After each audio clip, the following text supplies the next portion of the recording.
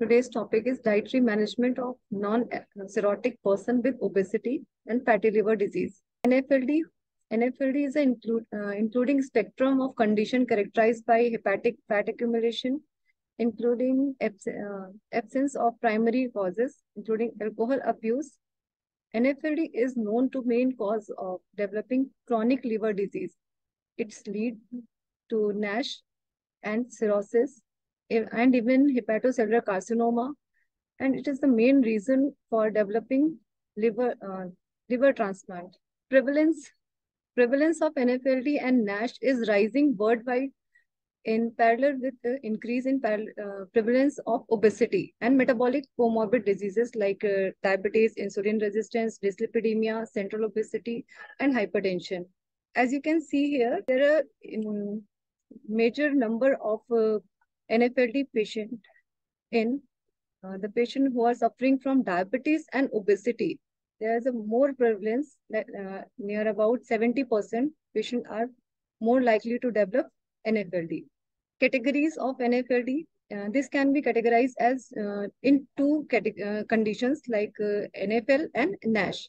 NFL को हम simple steatosis भी कह सकते हैं क्योंकि इसमें steatosis होता है यानी fat accumulation है but no inflammation or ballooning. And NASH is a progressive form of NFL. In this condition, steatosis with inflammation and hepatocyte injury also present. NASH can be increase the risk of cirrhosis and hepatocellular carcinoma. Causes of NFLD. The primary cause is unhealthy diet and sedentary lifestyle. And metabolic syndrome, in which central obesity is the main factor. And if your waist circumference is more than 94 in men's and more than 80 centimeters for females, then that means you are obese. And hypertension, where arterial pressure is more than 130 by 85 mmHg, and dyslipidemia, where the serum triglyceride is more than 150 mg per dl, and HDL cholesterol, if less than 40 in men and less than 50 in females. And other condition is insulin resistance or fasting glucose level if more than 100 mg per dl. These are the conditions which are responsible for developing NFLD और fatty liver. Secondary cause क्या है? Secondary causes में है आपका सबसे पहले तो hormonal imbalance, इसमें hypothyroidism, PCOS and other hormonal imbalance also include. And toxin exposure, बहुत लॉन्ग टर्म पे कोई बहुत मेडिकेशंस पे रह रहा है, जो कंटिन्यूस मेडिसिन पे रहते हैं, उनमें भी फैटी लिवर होने के चांसेस ज्यादा होते हैं. And severe weight loss, sudden weight loss हो रहा है या सीवियर वेट लॉस है, किसी में भी मैल नरिशमेंट है, तो उनमें भी फैटी लिवर होने के चांसेस ज्यादा हो जाते हैं. And here is a picture which is showing some multiple factors and first hit, जो कि आप यहाँ पे देख रहे हैं. ये एक हाइपोथेसिस है जिसमें कहते हैं कि multiple factors are responsible for developing NFLD. These factors are plasma, free fatty acid, oxidative stress, liver inflammation, adipose tissue scarring, hormonal imbalance, nutritional factor, gut microbiota, and genetic factor.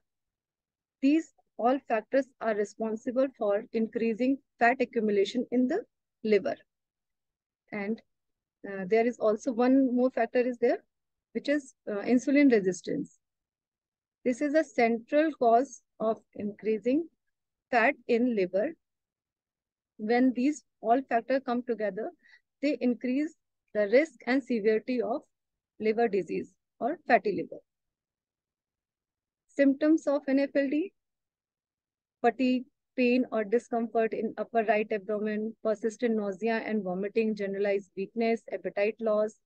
These are the common symptoms. And if the disease progresses, then other symptoms also includes like unexplained weight loss, itchy skin, swelling in leg or tummy, abdominal swelling or ascites, enlargement of blood vessels, red palm, yellowing of skin and eyes. Pathogenesis. Sedentary diet and unhealthy lifestyle sedentary lifestyle are the main factors of developing fatty liver. ये जो main factors होते हैं हमारी lifestyle and हमारा जो खान पान है, सबसे बड़ा कारक है फैटी लिवर को डेवलप होने का। जैसे कि आप देख रहे हो वेस्टर्न डाइट, आजकल के अर्बनाइजेशन या मॉडर्नाइजेशन के दौर में हम लोग बहुत ज्यादा फास्ट फूड, जंक फूड, इस तरह की चीजें ज्यादा ले रहे हैं। चिप्स, कुरकुरे, कॉफी और बेवरेजेस में alcoholic beverages, non alcoholic beverages, ये सब भी हमारी डाइट में इंक्लूड होते जा रहे हैं। इस तरीके की डाइट का मेन क्या होता है, मेन फैक्टर्स ये है कि ये कैलोरी डेंस होती हैं पहली चीज तो, सैचुरेटेड फैट का अमाउंट बहुत ज्यादा होता है, हाई फ्रक्टोज होता है, हाईली रिफाइंड कार्ब्स इसमें होते हैं, like pizza, burger, bread, pasta, इस तरह की चीजें हमारी सिंपल कार्ब्स का ही एक एग्जांपल है। और जब इन तरीके के डाइट का कंजप्शन लगातार ज्यादा होता रहता है, तो ये आपकी ओबेसिटी को बढ़ाते हैं एंड इसके साथ साथ अदर कोमॉर्बिड डिजीजेस को के रिस्क को भी बढ़ा देते हैं, जैसे डिसलिपिडीमिया हो गया या हाई हाई कोलेस्ट्रॉल जिसे हम कहते हैं। देखिए ऐसी कंडीशंस भी आ जाती हैं जिसकी वजह से आगे चल के फैटी लिवर के रिस्क को भी बढ़ा देते हैं ये सब। डाइटरी पैटर्न इन एनएफएलडी, आप यहाँ पे देख रहे हैं तीन तरीके की डाइट हैं। पहला, वेस्टर्न डाइट, जो कि अभी हमने बताया कि वेस्टर्न डाइट का मतलब यही हुआ कि बहुत ज्यादा प्रोसेस्ड फूड है या बहुत फैंसी फूड की तरफ ज्यादा अट्रैक्ट होते हैं लोग। इजी टू कंज्यूम चीजें हम लेते हैं, पैक्ड फूड लेते हैं, अ, जैसे प्रोसेस्ड फूड हो गए, आपका पास्ता है, पिज्जा है, बर्गर है और चिप्स, कुरकुरे, इस तरह की चीजें बहुत ज्यादा हमारी डे टू डे लाइफ में बहुत ज्यादा इंक्लूड होने लगी हैं। और इन सब में ही सैचुरेटेड फैट ज्यादा है, लो लेवल ऑफ प्रोटीन है, एंड फूफा का अमाउंट भी बहुत कम होता है, सॉल्ट इनटेक बहुत ज्यादा होता है, फाइबर बहुत मिनिमम फाइबर इसमें है। एंड ये सारी ही चीजें आपकी एनएफएलडी यानी फैटी लिवर के रिस्क को बढ़ा देती हैं। एंड दो तरीके की डाइट और आप देख रहे हो यहाँ पे, मेडिटेरेनियन एंड डैश डाइट। ये दोनों ही डाइट, काफी रिसर्चर्स ने ये बताया है कि ये दो तरीके की डाइट जो हम देख रहे हैं, ये आपके लिवर के हेल्थ को इम्प्रूव करने में हेल्प करती हैं। इनका मेन फीचर क्या है? पहली चीज तो इनमें ट्रांस फैट का लेवल बहुत लो होता है, सैचुरेटेड फैट कम होता है, कोलेस्ट्रॉल कम है, सिंपल एंड रिफाइंड कार्ब्स का अमाउंट भी कम होता है। इनमें fibre, complex carb, millet, pulses, legume, beans, green leafy vegetable, इस तरीके का कॉम्बिनेशन होता है। प्लस हेल्दी फैट इंक्लूड करते हैं हम इनमें, जैसे ओमेगा 3 हो गया, ओमेगा 6 हो गया, ये फैट ज्यादा अमाउंट में होता है, प्लस एडिक्वेट प्रोटीन होता है। ये सारी ही क्वालिटीज इन दोनों ही डाइट को बहुत अच्छा बनाती हैं, जिसकी वजह से अगर हम इस तरीके की डाइट अगर ले रहे हैं तो आपका ग्लाइसीमिक लोड कम रहता है, लिपिड प्रोफाइल मेंटेन रहती है, मेटाबॉलिक प्रोफाइल अच्छी रहती है, और आपके वेट को भी मेंटेन करने में हेल्प करता है। ओके, तो try to consume this kind of diet, not a western diet. Fact. तो अभी तक हमने बात की क्या रीजन है इसके पीछे, अब देखते हैं कि इसमें क्या क्या हमें लेना है और क्या जो हमारे मैक्रो न्यूट्रिएंट्स होते हैं उनका क्या रोल है हमारी एनएफएलडी में या हमारी हेल्थ में। पहला हो गया fat. Fat intake should be less than 30% of total calorie. 30% से ज्यादा फैट का कंजप्शन नहीं होना चाहिए।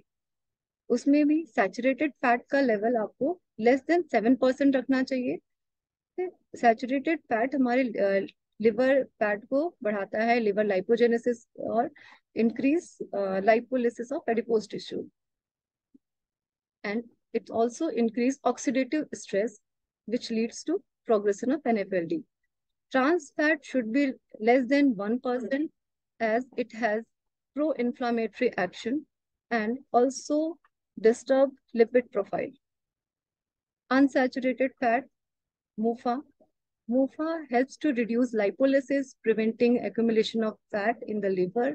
Omega-6 prevents liver fat accumulation. Omega-3 improves severe liver injury such as inflammation and fibrosis. MUFA increase HDL cholesterol, decrease total cholesterol, and improve overall lipid profile. MUFA reduce inflammation and contribute to improvement of overall clinical picture of NFLD. Carbohydrate should be 50 to 60% of total calorie, and increase amount of complex carbohydrate rich in dietary fiber. Ingestion of simple carbohydrate should not be more than 10% of total calorie. Increase in fructose consumption, increase fibrosis and swelling. So try to reduce fructose intake. Fructose, it's present in non-alcoholic beverages, juices, and other sugar syrups. So try to reduce the consumption of fructose. Protein. Protein should constitute more than 20% of total calorie. Protein deficiency as well as malnutrition can also lead to NASH. High protein and low carbohydrate diet helps to improve carbohydrate metabolism, decrease liver steatosis, and inhibit lipogenesis. Moderate intake of protein is optimal for patients with NAFLD due to the elevation of insulin resistance. In summarized way, we can say that carbohydrate should be 50 to 60% of total calorie. Mainly carbohydrate जो हमारा होना चाहिए वो complex carb के form में होना चाहिए.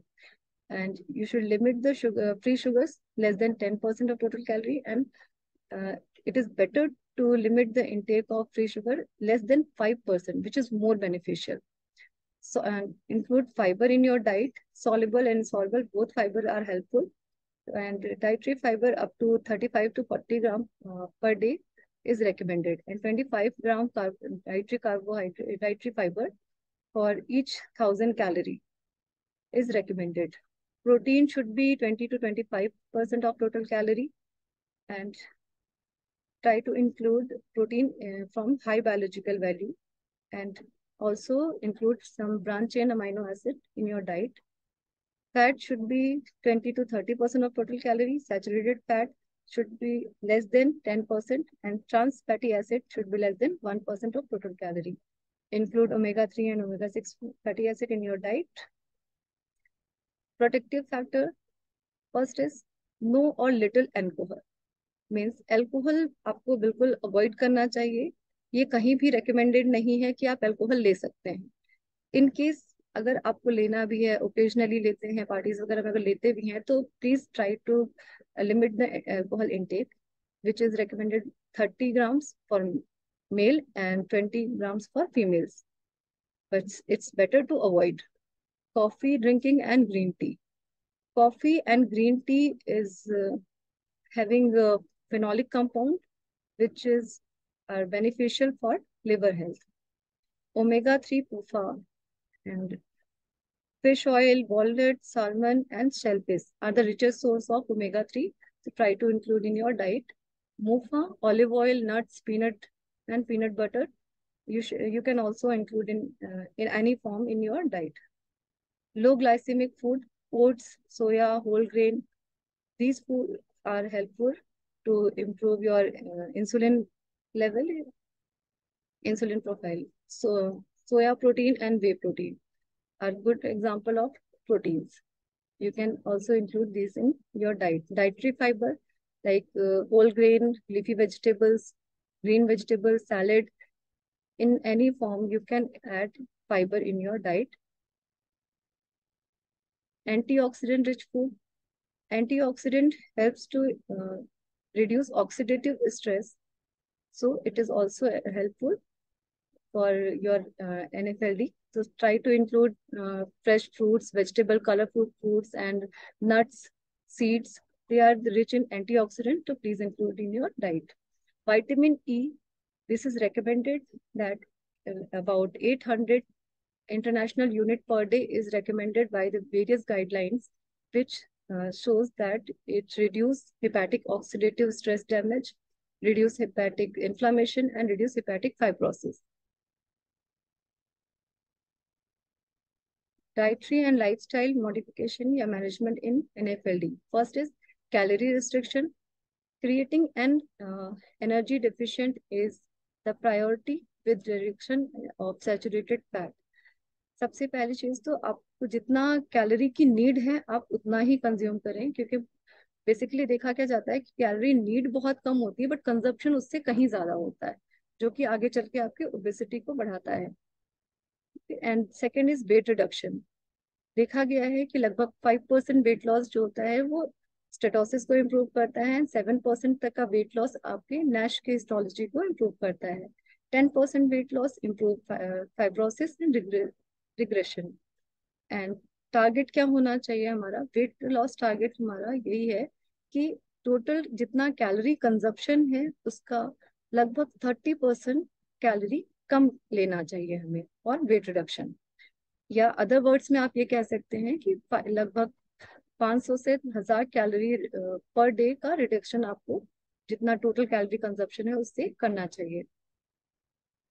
Target weight loss हमारा 0.5 से 1 kg पर वीक होना चाहिए। इससे ज्यादा का वेट लॉस अगर आप करते हैं, बहुत ही जल्दी वेट लॉस करना भी अच्छी चीज नहीं है, क्योंकि ये आगे चल के आपके लिवर की पैथोलॉजी को डिस्टर्ब करता है।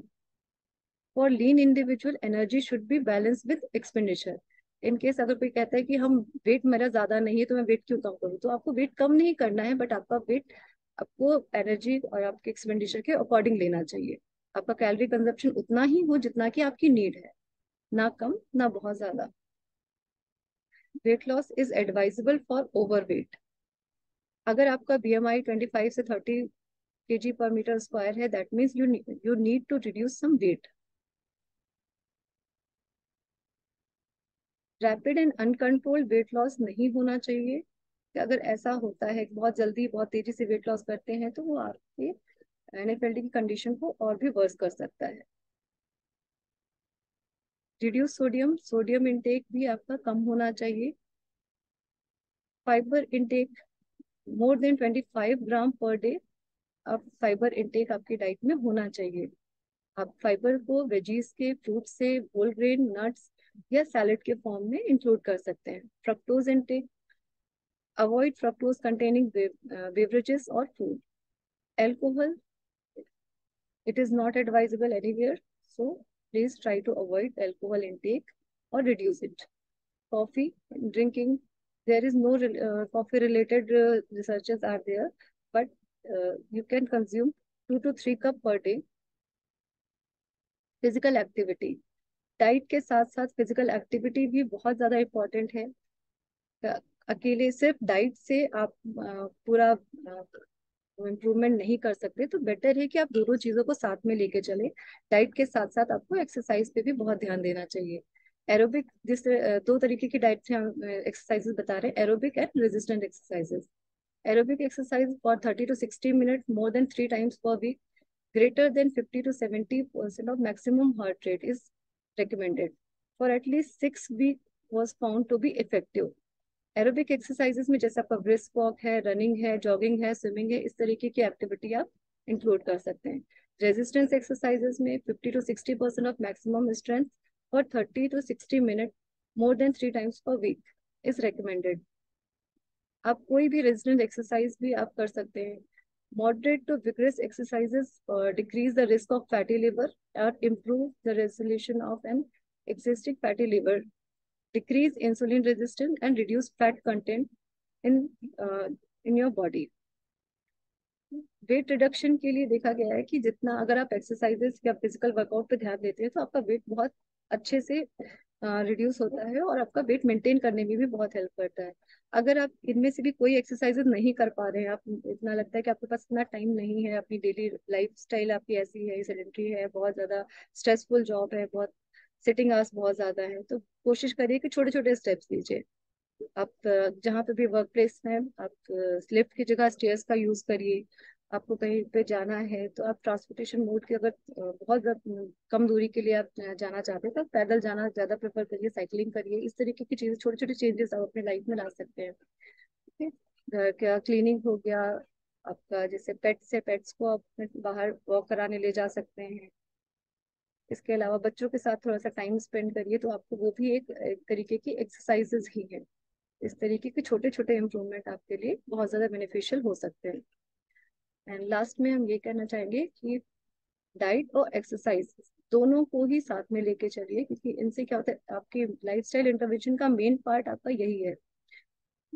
Cut down alcohol, alcohol consumption को बिल्कुल कम करिए। क्वालिटी स्लीप लीजिए, लगभग 6 से 8 घंटे की नींद आपकी होनी चाहिए। अगर उतना नहीं हो सकता है तो जितनी भी नींद है आपकी एटलीस्ट पीसफुल हो। आप सोने से पहले अपने जितने भी गैजेट्स हैं या जितने भी ये आपके डिस्टर्बिंग एलिमेंट्स हैं, उनको हटा दीजिए। प्रिजर्वेटिव्स, जितना हो सके उतना कम से कम प्रिजर्वेटिव्स का यूज करिए।